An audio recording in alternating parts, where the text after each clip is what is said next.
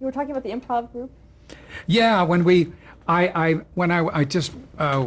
was in television, I really wanted to just get into comedy after that Sid Caesar show. So I tried, when I did those things on Club 60, I tried to work in a nightclub, Second City, which was the best I got in that. That was really great. The Black Orchid, I worked some great rooms.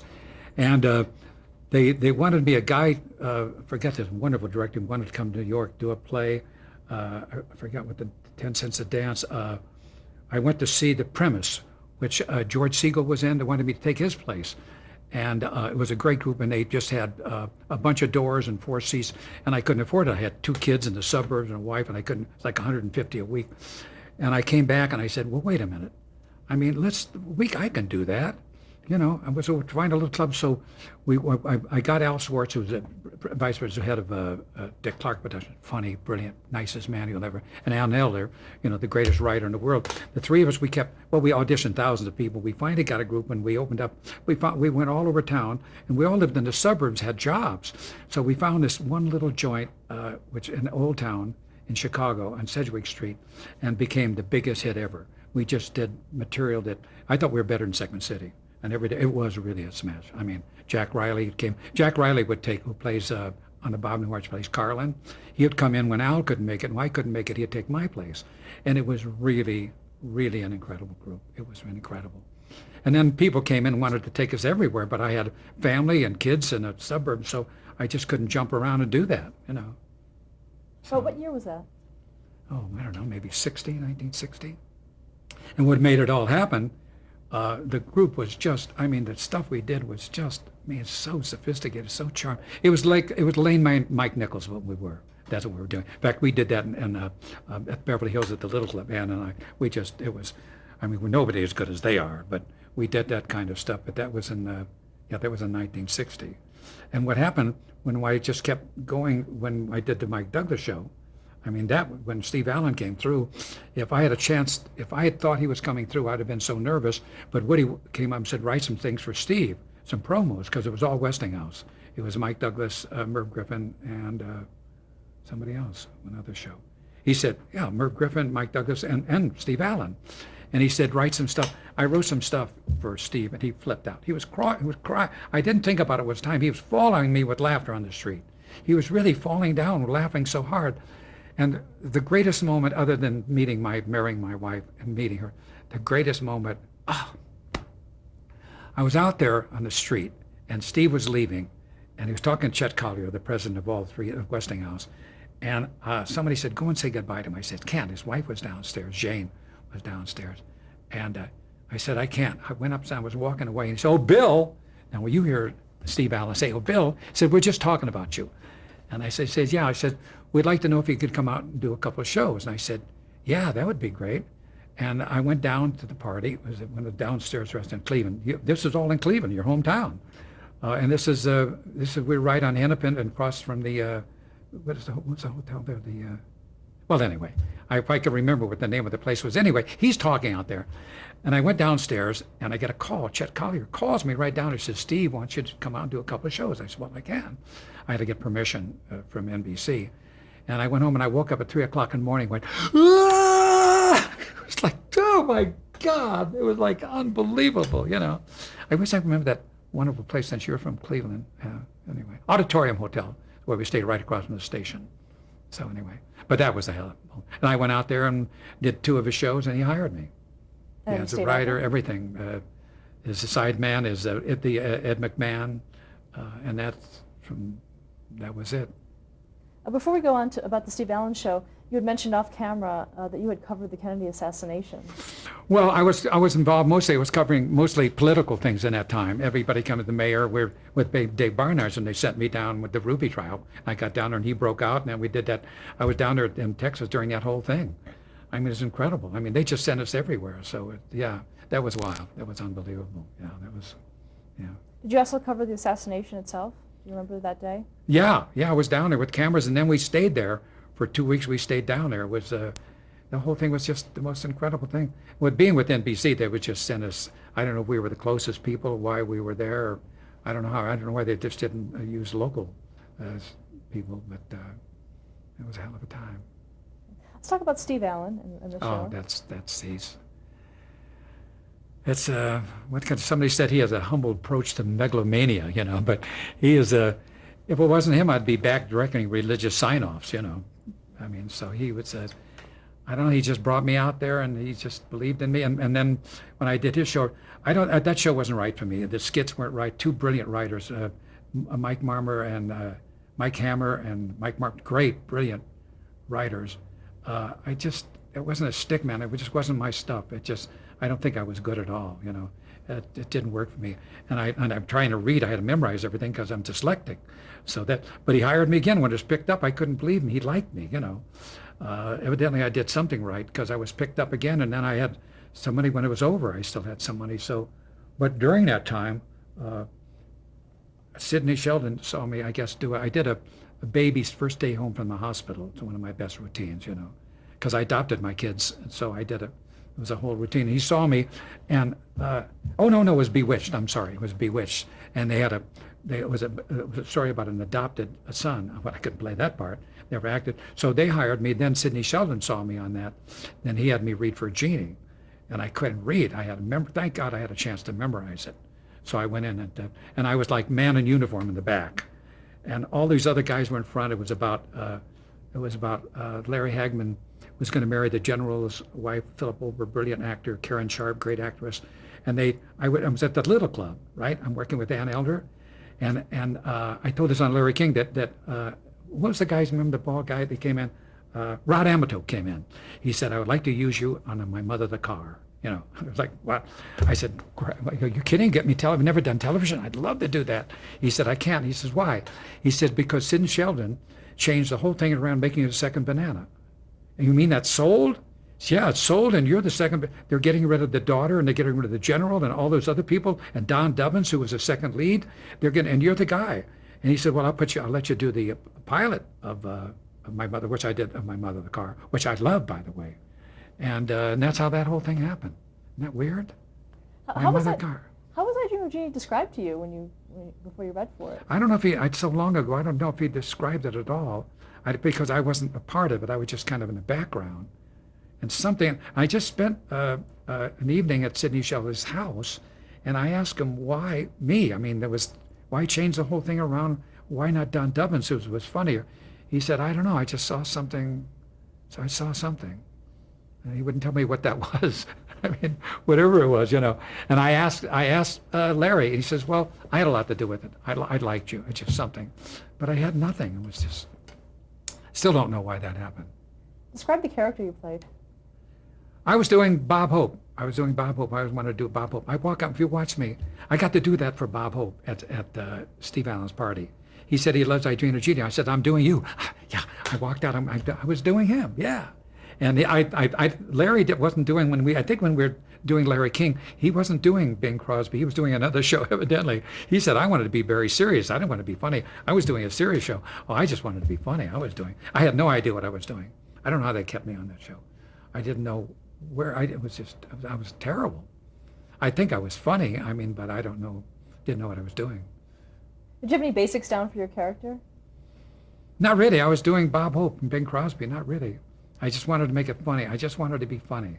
I saw Sidney Sheldon, he's a great writer, but you see in those days, you couldn't, like the Newhart show, that were brilliant writers, you couldn't do it, and then you put it, you rehearse it all day, and then the writers come down, they see it and they change it. The next day you do that, they come down, they change it. Next day they change it, and then you do it for the camera, and then you rewrite between the first and second show. Well, Sidney wrote them all in an hour, now we're doing what are we doing, like 40 shows? He wrote them and left.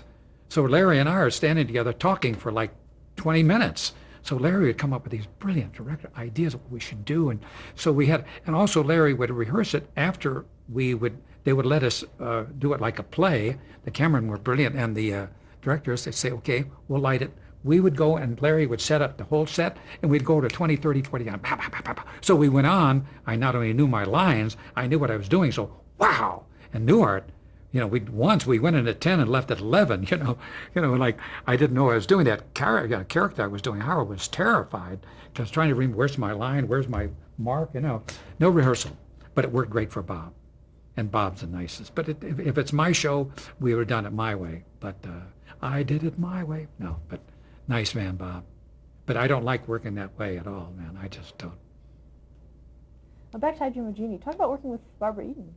Well, Barbara was a pro. Barbara was perfect. I mean, if it wasn't for Barbara, the show wouldn't have ever gone on. We could, because there was no show there. But Barbara let us be crazy. I mean, Suzanne Pleshette said, "Get rid of these two idiots. I'm out of here." Are you kidding? I mean, these guys are crazy. She had no temperament. None. Superstar, no temperament. I think that bothered Larry a bit because she became a superstar. I mean, you're on TV Guide. Do you want Bill Daly? Do you want Larry Hagman? Do you want Barbara Eden? I showed him my navel. I did one with my navel showing. It didn't work, but I don't have a navel. No one had a navel in that show. That's how we all got the show. Yeah, that's how we got it. No, but it was, Barbara's great. Wonderful work with. Wonderful. No temperament. And what about your two characters' relationship? Fantastic. Larry was the greatest straight man I worked with in my life. I didn't know it then. Fortunately, I got to spend some wonderful time in New York with him, and after 30 years, and I got to spend some time with him when my wife went out the door. And I want to cry. I got to tell him how absolutely brilliant he was. I didn't know that. I didn't know. See, things can't work that way today. You can't go in and make up things and do things and change things. We made up things during a freeze when she was blinking, changing her hair, and we couldn't move. We rewrote it. You know, but to work with him, his energy and his level and his brightness and rewrite, I mean, and I didn't know it. I thought he was awful because he wasn't funny as I was. I thought he was, but boy, I look back and he was a brilliant, brilliant straight man. And once again, who can play that character and go around and play JR on Dallas? I mean, even Jack Nicholson might have a tough go at that one, playing that real light fluff and then playing. But boy, I got to tell him, and that's the best thing I got to tell him, boy, were you great. And Barb was kind. She was smart enough to let him take over. And no one could do what she did either. I mean, she had the bubble, the charm, and absolutely zero temperament. Never seen her upset. I had a good time on that show. How about working with Hayden Rourke? Pardon? Hayden Rourke? The nicest man I ever met in my life. He was the backbone of the whole show. He was the clever, bright, witty, a brilliant actor, threw the best parties and the charm. He held it all together. He was the one really. He was a gem. I loved him. And a wonderful actor besides. And I'm honest here. I'm not going to, you know, I just, if it's not there, I'll tell you. But no, he was just, boy, loved him. This is your first time working on a sitcom. What about the production schedules? Was that okay with you? Schedules? We worked 3 days a week. Are you kidding? I got to be with my kids 4 days. I mean, we did that magic and all that blinking and all that smoke and all that stuff in 3 days. Today would take 2 weeks. We did that in 3 days. It's not heard of. I mean, 3 days, what schedule? And we never worked late. We came in the morning and makeup and got in at 7 and left at 7. And I got to spend 4 days with the family. Oh, no, it's a piece of cake. And I loved working that way, and I loved the rehearsal. I need the rehearsal. And I like physical humor, and Bob doesn't. Bob's a comic genius. I mean, he's allowed, it's his show, and he's better for him not to rehearse. So, you know, but not for me. Whew, tough. Do you have some favorite episodes of that series? Of Newhart? No, of I Dream of Jeannie. I think my favorite episode, I liked it better when I didn't know there was a genie. I think my favorite episode is when we're out on a boat and she disappears and everybody thinks he killed her because she's gone. And he's in jail. And he tells me in jail, she's in house, he can't tell me there's a genie. He says, I want you to go and talk to the walls and tell the walls, I love the walls and I miss you. And that's my scene. I had a romantic scene with the walls and Dr. Bella's in back of me, the whole thing. I mean, it was so wonderful to do. I just want to say that I miss you and, you know, I mean, that whole thing. I mean, it was just wonderful script. It was a great script. And I didn't know who Jeannie was at the time, which I thought was better for my character. Did you voice that when it was? Oh, no, I just lucky. Are you kidding? I was lucky to be, I never worked, I didn't voice anything. And to work with Larry and to make up all that stuff and just rehearse, I had the best time of my life, you know, making money and having a series and being funny. Oh, man, it was heaven. Any other favorite episodes? Well, that one, I don't know. Then we did double. Then we did, now they do 21. We did like 48. I like the one where and the guy, who's that wonderful guy, this wonderful guy, who's the old gray-haired actor? He's on My poor wife, because what he's on Golden Girls. He plays Betty White's boyfriend. He's in everything. He was on Rhoda, gray-haired guy, wonderful actor. Well, anyway, there was an invisible house, but the house was there, but it was invisible. So when he came up, Major, what are you doing? I had to walk over, and everything was there. You had to open up the windows and step out of the windows and do the chair and everything, because it's really there and you don't see it. That I like that a lot. What is that wonderful guy's name? He was Rhoda's father. You know who he was? Harold Gould? Yeah, Harold Gould. Yeah, wonderful. Harold Gould, wonderful actor. Yeah, dynamite. He works all the time, you know. Any episodes that you really hated? No, you just didn't think about this. You always thought when you made the script, because Larry was so bright, that we could make those things up, you know. Because we could, no, not really. A lot of things that Larry had problems with was when they would cheat, you know. They would cheat would do things we couldn't possibly do. But no, I liked it. No, I just had the best time. Because I think once we got on the stage, we could make it work. And we did. We made up things. God, that was fun. What did you think of the ending of the series where they got married? It killed us. Killed every kid. Get Smart got married at the same time, Don Adams, and that killed them. Because that's a whole different show. I mean, it almost killed me on the Bob Newhart show when they brought in I was going to get married, brought in Bob's sister, and it was like, it's not Howard, the lonely guy coming, just like, I got a girl. And I was like, and she was wonderful too. I mean, but Pat Bannon, but boy, that was awful. That was terrible. No, the marriage was a whole other show. That was Jeannie married, and it just died. But the network made him go with it because I don't know why. And Sidney fought it like mad. Another wonderful guy, by the way. But no, that killed it. That was over. How did you find out the show was canceled? I don't remember. We were never a big hit, so every 13 weeks, Sidney would call us down and say we're picked up or not picked up, you know. But it was just so much fun. I didn't mind because we're all doing pretty well, and I had some pretty good offers, so it didn't feel too badly about it being canceled. So, but one show, there was a show next door. I forgot what it was, about a bass player. I forget what it was, but I played bass, and the show was canceled. First people to know is the staff and the hairdressers, because they got on it. The agents can't tell you because of all kinds of contractual problems. And he was I forget this guy's name, was a show, played in the symphony, and he was, I talked to the guy, prop guy, the show was over, says, can I buy the bass cover? And he says, no, you can have it. So I walked out the door, I got the bass cover, and he's coming in the Star, I'll get his name in a minute. He said, what happened? He said, your show's canceled. That's how he found out his show was canceled. And I did a show called Disney called Small, something and Small. It was a show about a little midget was a detective. And you know how we found out that we were fired? We went every day. It was into the Disney beautiful dining room. And they had a Darren McGavin sandwich. And the third day we went in there, the sandwich wasn't on the menu. And that's how we found out it was canceled. I swear it. I mean, really, it was unbelievable. Because they know first, all those people, they canceled the sandwich. And it was. We just did 5 weeks of it. Small and Fry was the name of it.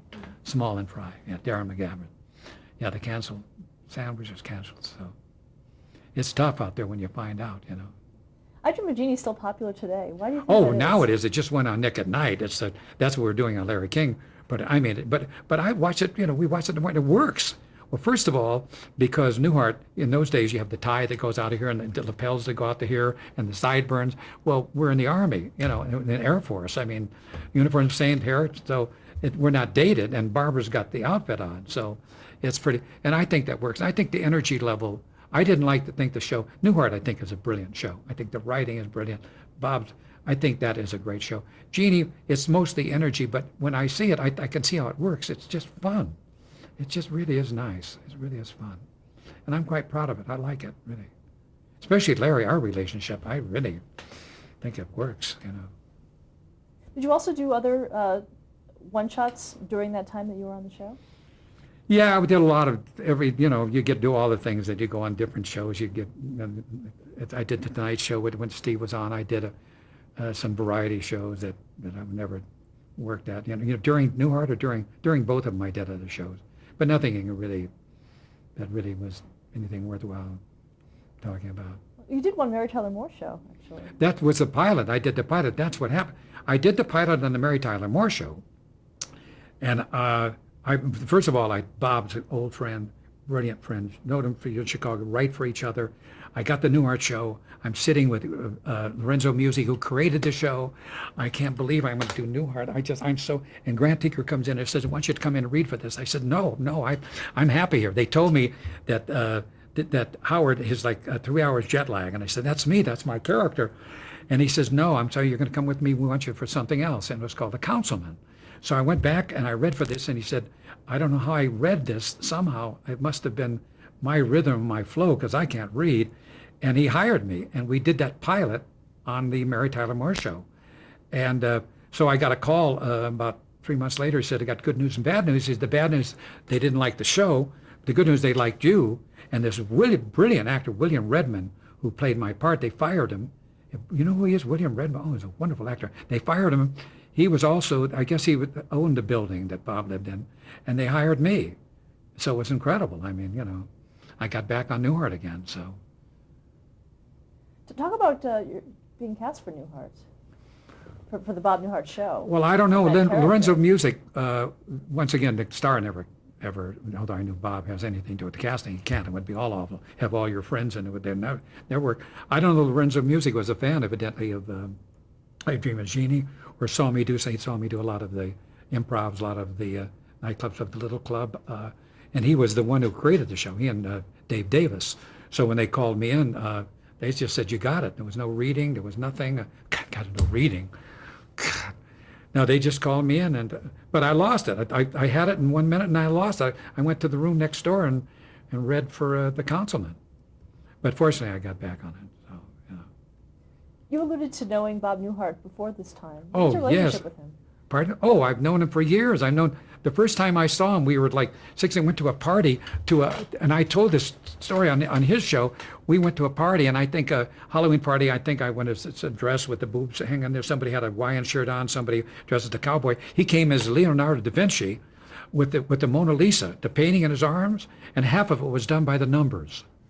And I thought, whoa, let me meet this guy, So we wrote some things together, and he did something. He never wanted to be in the business. He just wanted to play golf. And actually, he got into business mainly because what happened to me. I don't know if he ever knew this, but we were doing a show.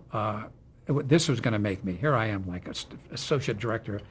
We did a show for the Emmys, local Emmys, and Dave Barnhart is a brilliant writer. We wrote probably the best show ever, and I was a star of it. Oh, it was funny. It was just really, and we're going to go on. And everybody was in town that night. All like, this is going to make me. The engineers went on strike. So that killed that. So we didn't know what to do. So he said, Bob, can you write, because he had a funny piece of material had come on, can you write a piece of material for it? Just because the show is going to be live. All the stuff is out the window. And he wrote the Abe Lincoln's press agent. Killed everybody. Everybody was there. Head of Warner Brothers signed him up. The press next day was in the headlines. It was the biggest hit ever in the entire world. And I just cried. And then I went on to audition for Jack Parr with the same material that I wrote with them, and they thought I was copying Newhart, and I cried and quit. Never went back to stand up. That was over for me. They said, you're doing Newhart. It was my bit. It was like, gotta be kidding. So that was a killer. And then he made it. I was happy because he was such a great guy. And then he came we didn't have an act. He had to have 6 pieces of material and go down to Houston and do a show.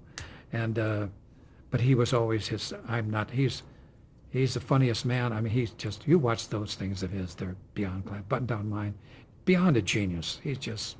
I could never write like him. I wasn't funny as him, but I'm taller than he is.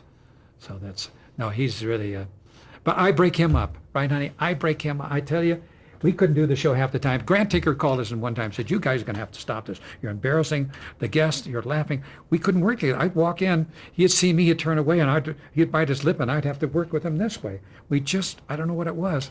And he'd always say, I have outtakes with him just laughing. I walk in a room. He said, what's that walk? And he'd just crying with laughter. Cut. It was just, I'd be sitting on the couch, and I'd say something, and he'd just go into laughter. These are on outtakes. He would just go, I can break them up. I really can break him up.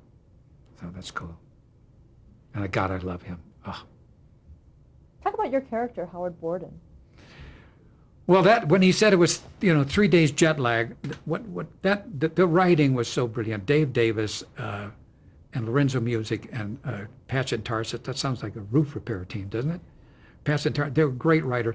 That was the writing. But once again, you got to give them something. And the first thing they wrote for me was the best thing ever for me to bring your timing in. So I just lucked out. You got to give them something. I mean, they can't give that. That's what all the greats do. Well, I'm not a great, but all the people are there. And I remember the line that got me. I remember the whole thing. It was a seminar with this group in the office, and he wanted to bring me Howard Borden to explain. They were terrified of flying, and so I could make him more relaxed, make him more comfortable. And having this timing made them write for me. They never wrote that way for Jerry, as funny as I am, Peter Bonners, but he never gave him anything to write. They never wrote the funny stuff for him. And I remember this thing. He said, they're all standing around. He said, Howard, he said, tell him, Howard's here to explain what the so-and-so. And one had got up, I forgot if it was Jack Wright or somebody got him, says, I don't know what the question was. When you go in, like if there's a problem and someone is frightened, if there happens to be some kind of problem with weather and there's lightning and you're into a turbulation, something like that, what do you say to the passengers? And I get a tight shot of me. I'm like this.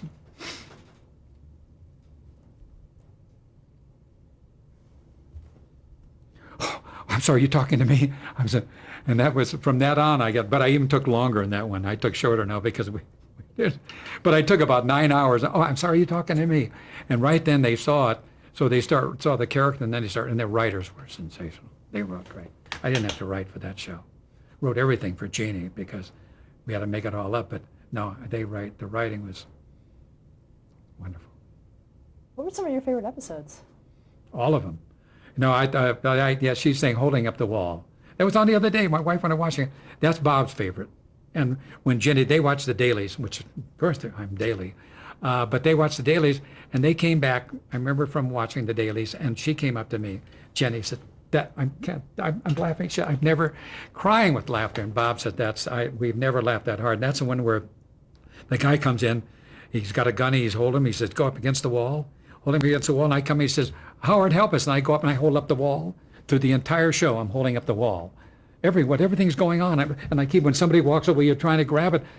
Oh, God, it was funny. It was a good one. And Goo Goo Gai Pan, that's everybody's favorite. That's it.